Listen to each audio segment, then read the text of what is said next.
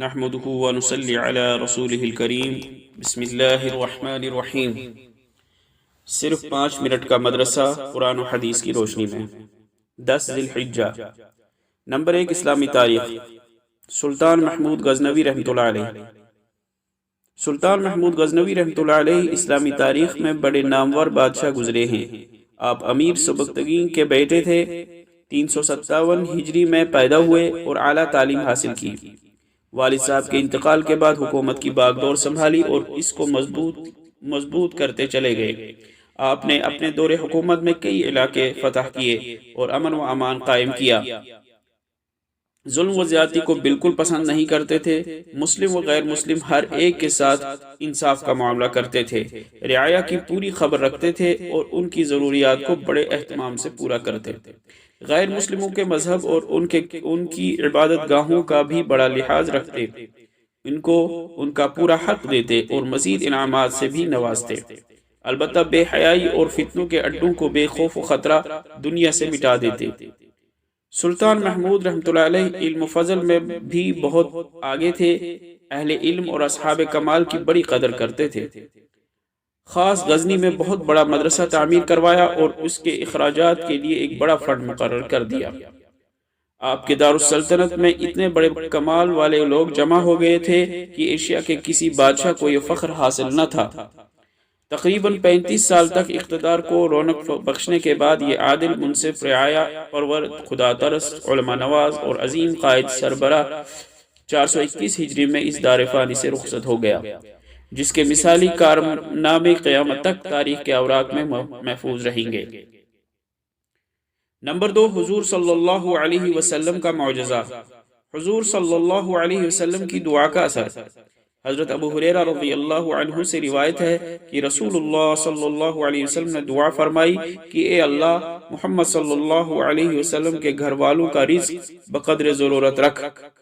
فائدہ، بیہقی رحمۃ اللہ علیہ فرماتے ہیں کہ اتنا ہی رزق آپ صلی اللہ علیہ وسلم کے گھر والوں کو دیا گیا اور انہوں نے اس پر صبر کیا۔ نمبر 3، ایک فرض کے بارے میں۔ عیدین میں 6 تکبیریں۔ عید الفطر اور عید الاضحیٰ کی نمازوں میں 6 زائد تکبیروں کا ادا کرنا واجب ہے۔ نمبر 4، ایک سنت کے بارے میں۔ حج کے موقع پر دعا پڑھنا۔ حج کے موقع پر اس دعا کو پڑھتے رہنا چاہیے۔ ربنا وجعلنا مسلمین لک ومن ذریتنا امة مسلمة لک وارنا مناسکنا وتب علینا انک انت التواب الرحیم۔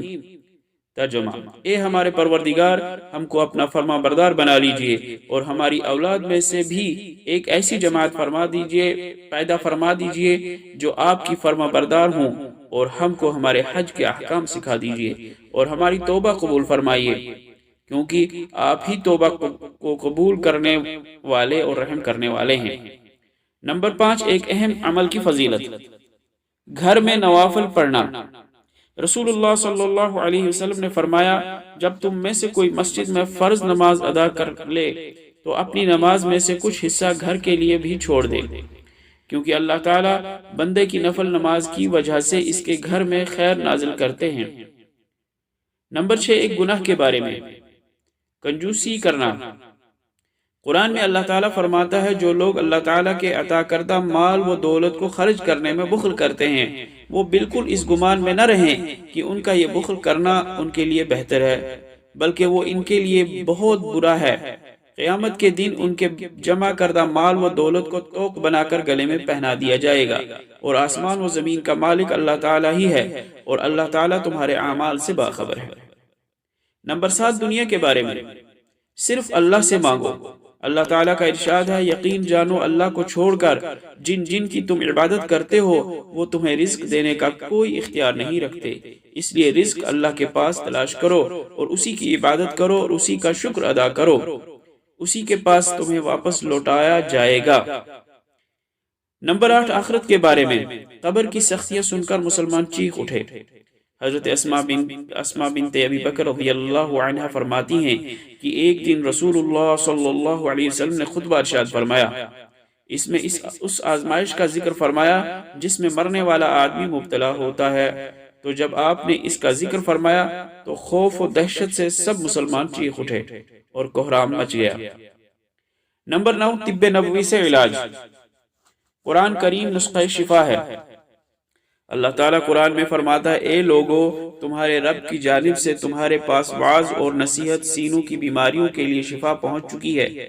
فائدہ، قرآن مجید بدنی اور قلبی بیماریوں کے لیے شفائی کامل ہے اور دنیا و آخرت کے تمام امراض کے لیے شافی علاج ہے۔ نمبر 10، نبی صلی اللہ علیہ وسلم کی نصیحت، ذمہ دار لوگوں کی ضرورت پوری کرے۔ رسول اللہ صلی اللہ علیہ وسلم نے فرمایا اے لوگو جب تم میں سے کوئی کسی کا ذمہ دار بنے پھر وہ ضرورت مند مسلمانوں کے لیے اپنا دروازہ بند کر لے تو اللہ تعالیٰ جنت کا دروازہ اس کے لیے بند کر دیں گے۔ اللہ تعالیٰ عمل کرنے کی توفیق عطا فرمائے۔ وآخر دعوانا الحمد للہ رب العالمین۔